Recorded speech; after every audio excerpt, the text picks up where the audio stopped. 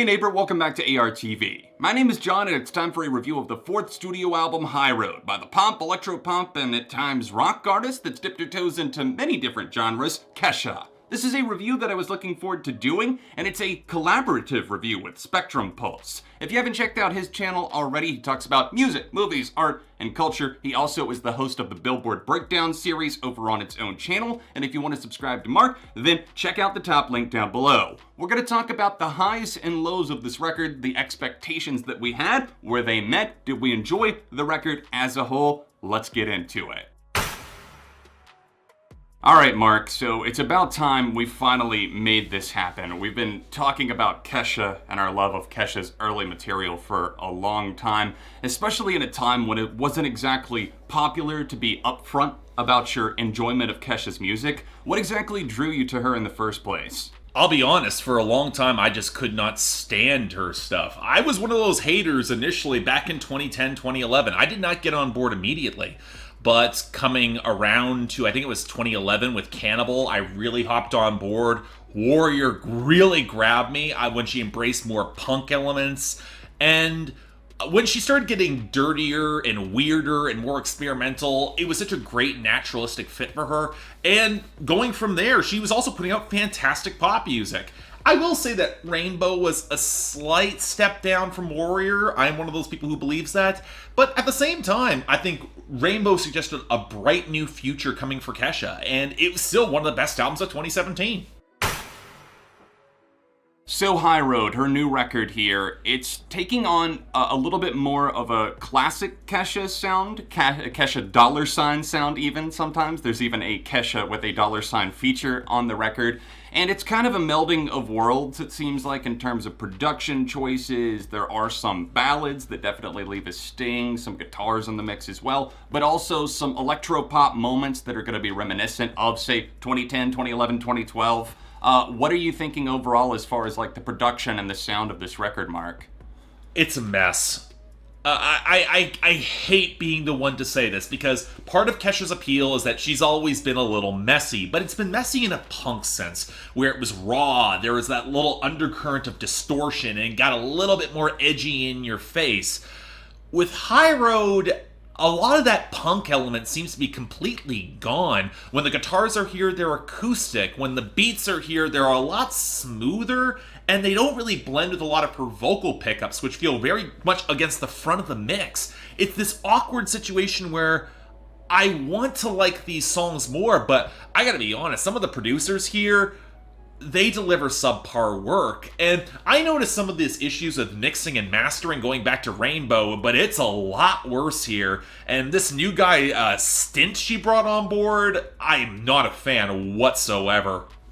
Does it make sense when I say that it feels like too many things are going on in the mix of some of these tracks? Like, for example, even the lead single, High Road, the Drop It Down Low sample and everything. There's a lot going on in that mix that doesn't exactly feel like it's walking the line correctly. It feels like some songs are trying to do a lot of things within one. And some of the choices on these tracks to start off very slow and contained, and then, oh, just kidding, that's the fake out card, and then she plays the drop it down into an electro-pop banger type song. It's fun, and it's a formula that's worked for Kesha in the past, but it's interesting to see that I do agree with you on that. I feel like, if this makes sense, a lot of the tracks feel like they're attempting to relive the glory days without actually having the real Kesha vibrato or her real attitude to back it up. She even references feeling hungover like it's 2012 again, and it doesn't feel like it's the same magic that we hit back in that stride. Well, I think that there's some of that is absolutely true, but I also think some of it comes through she herself still sounds really good. I think Kesha is only showing on this album that if there's one thing that I will highlight here, she's still a phenomenal singer. Oh yeah, she belts on a couple of the tracks. A few moments definitely will knock your socks off. And vocally, not even to say anything about the songwriting or anything else about these tracks, I do feel that it's really strong in that regard. Even when she's rapping on some of these cuts like My Own Dance, I am into it. It's not necessarily her presentation, it's about the overall track and it not always being there musically or lyrically or even attitude-wise.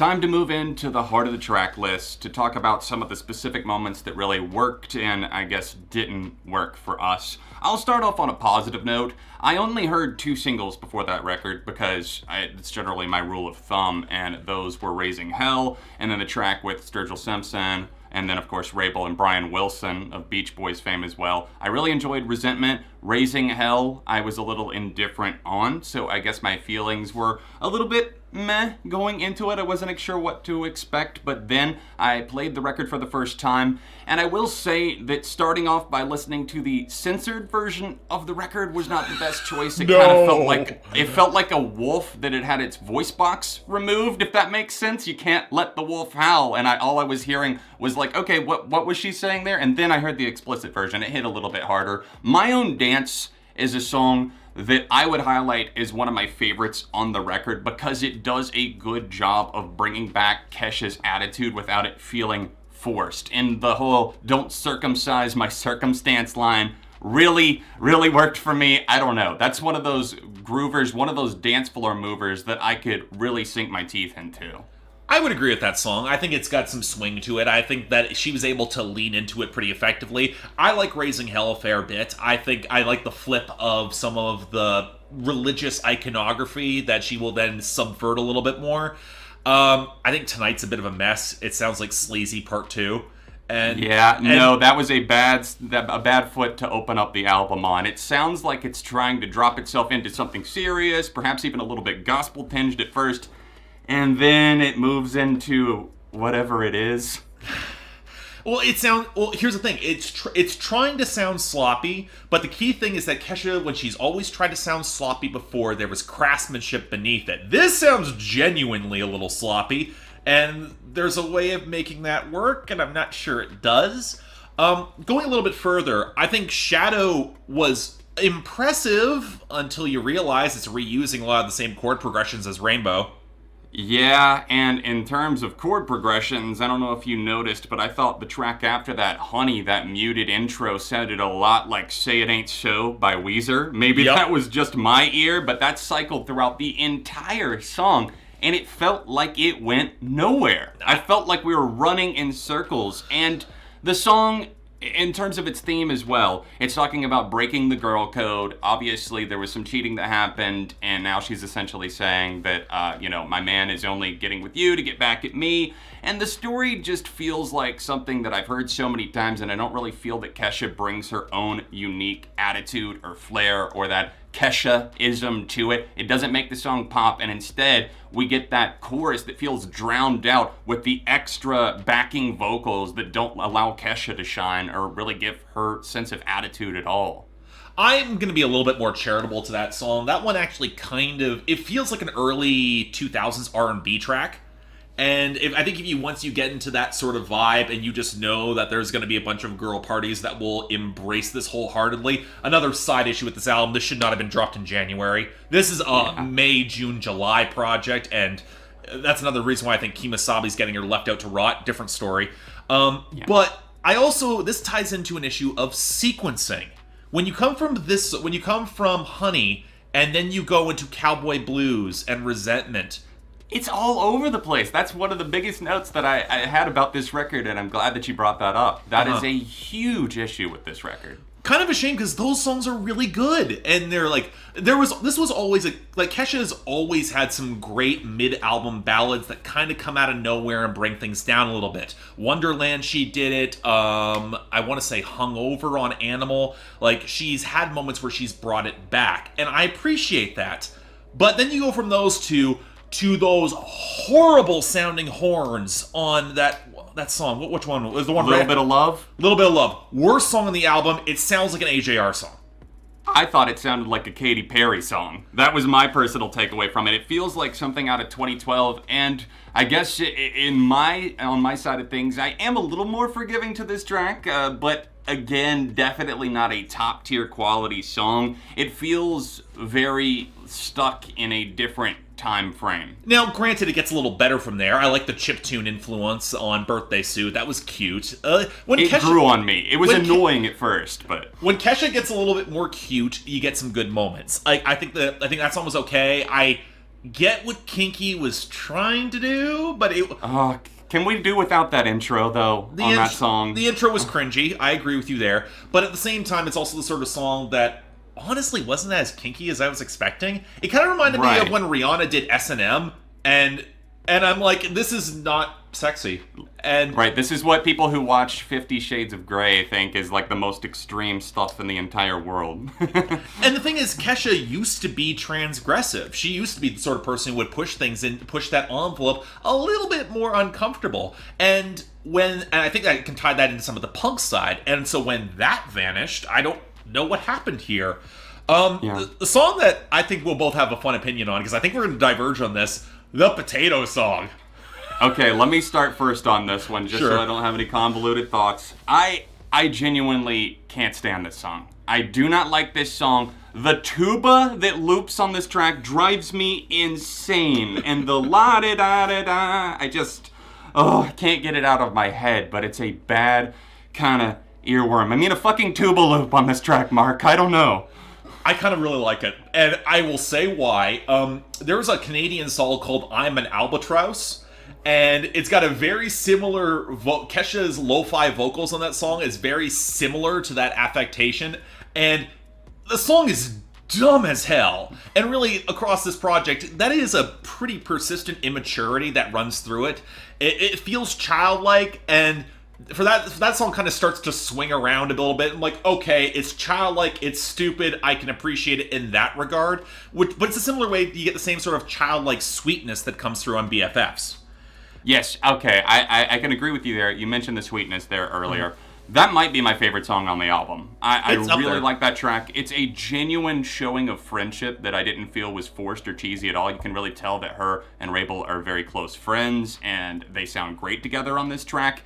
And it almost sounds like an 80s vibe of innocence in a way. It is very minimal, and of course, we do get the line about a bag of candy dicks, which I found really, really amusing. I don't know, it's a nice track. It really had all of the elements that work for me.